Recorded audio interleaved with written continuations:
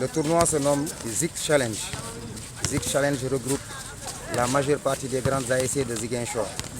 Bon, c'est des ASC pilotes pour la première édition parce que le concept était de regrouper tous les ASC vainqueurs des zones, les vainqueurs zonales, autour d'un idéal qui est la Ligue des champions des Navétanes, qui se déroule à Bignona parfaitement depuis 4 ans. On voulait initier aussi à Ziguinchor la même chose en regroupant ces ASC autour du fair play et de la non-violence aussi, surtout. On est à la première édition. Voilà, la première édition, nous en avons parlé avec des partenaires. On leur a expliqué le projet qui était de faire jouer des équipes de différentes zones de Ziguinchor, les regrouper voilà, dans un même lieu et même si on n'est pas de la même zone à Ziguinchor, mais dire qu'on partage le même idéal, on partage la même passion qui est le sport, le football.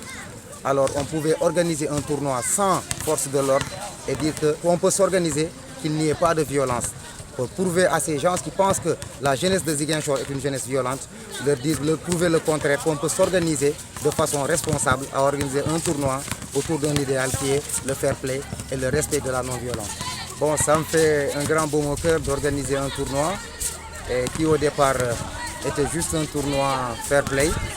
Mais à ma grande surprise, j'ai vu qu'il y a eu beaucoup d'internationaux qui ont adoré la cause. Je remercie tout d'abord Stéphane Badji, avec un grand cœur, voulu participer à ce tournoi.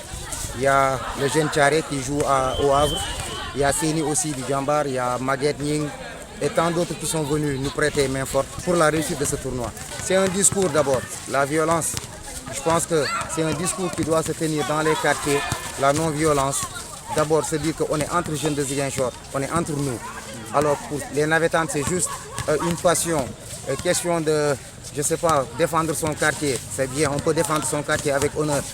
Avec la violence, ça peut se faire aussi dans le terrain, mais pas des violences physiques ou verbales qui peuvent entraîner d'autres choses, qui peuvent générer beaucoup de mal derrière.